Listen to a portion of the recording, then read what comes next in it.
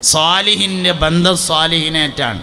സ്വർഗത്തിലേക്ക് ഒറ്റക്ക് പോകാൻ കഴിയൂല എന്നാണ്. സ്വർഗത്തിലേക്ക് കൂട്ടമാണ്. ഒറ്റക്ക് നരകത്തേക്ക് പോകാൻ കഴിയും, സ്വർഗത്തിലേക്ക് കൂട്ടാണ്.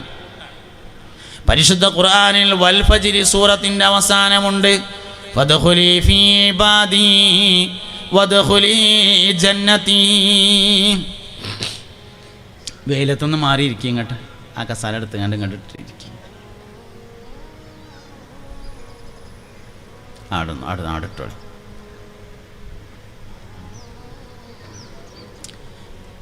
ഓക്കെ, ഇൻഷാ അല്ലാഹ്. അല്ലാഹു സുബ്ഹാനഹു വ തആല നമ്മളൊക്കെ നല്ല മനുഷ്യന്മാരിൽ ഉൾപ്പെടുത്തട്ടെ. നിഴലും വെയിലും ഒരുമിച്ച് കൂടുന്ന സ്ഥലത്ത് ഇരിക്കാൻ പാടില്ല എന്നാണ്. അത് പിശാചിൻ്റെ മഖാമാണെന്ന്. നിഴലും വെയിലും കൂടി ഒരുമിച്ച് കൂടുന്ന സ്ഥലം. അപ്പോൾ അതുകൊണ്ട് അങ്ങനത്തെ നിന്നൊക്കെ മാറിയിരിക്കണം. സ്കൂളിലോ മദ്രസയിലൊക്കെ ആണെങ്കിൽ കുട്ടികളെ അങ്ങനത്തെ സ്ഥലത്തുനിന്ന് മാറ്റിയിരുത്തണം എവിടെയാണെങ്കിലും. അല്ലാഹു നാഫിയായ ഇൽമ തരട്ടെ, സന്തോഷത്തിലും റാഹത്തിലും ആക്കി തരട്ടെ. അപ്പോൾ സ്വാലിഹായ മനുഷ്യൻ്റെ ബന്ധു എന്ന് പറയുന്നത് സ്വാലിഹായ മനുഷ്യനാണ്. കാഫിറിൻ്റെ ബന്ധു കാഫിറാണ്, മുഅ്മിൻ്റെ ബന്ധു മുഅ്മിനാണ്. ഫഅമ്മാ മൻ ഊതിയ കിതാബഹു ബിയമീനിഹി ഫസൗഫ യുഹാസബു ഹിസാബൻ യസീറ വയൻഖലിബു ഇലാ അഹ്ലിഹി മസ്റൂറ. നന്മ മുൻതൂക്കമായ ആളുകൾക്ക് അവരുടെ ഏട് വലത് കൈയിൽ മുൻവശത്ത് നൽകപ്പെട്ടാൽ ഫസൗഫ യുഹാസബു ഹിസാബൻ യസീറ, ഒരു ചെറിയ വിചാരണ അവർക്ക് നേരിടും. അതിനുശേഷം വയൻഖലിബു ഇലാ അഹ്ലിഹി മസ്റൂറ, അവൻ്റെ ബന്ധുക്കളിലേക്ക് അവൻ ചെന്ന് ചേരും.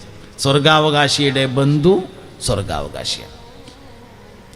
അതാണ് നമ്മൾ പള്ളിയിൽ നിസ്കരിക്കാൻ വരുന്ന ആൾക്കാർക്ക് വഴിതെറ്റൂല എന്ന് പറയുന്നതിൻ്റെ കാരണം.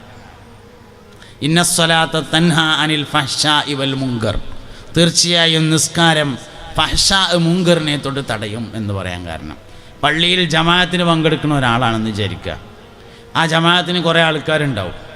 എങ്കിൽ ആ പള്ളിയിൽ ജമാഅത്തിന് വരുന്ന മറ്റാളുകൾ മോശപ്പെട്ട കാര്യങ്ങൾ ചെയ്യുന്നതിനെ തൊട്ട് അവനെ തടഞ്ഞു നിർത്തും.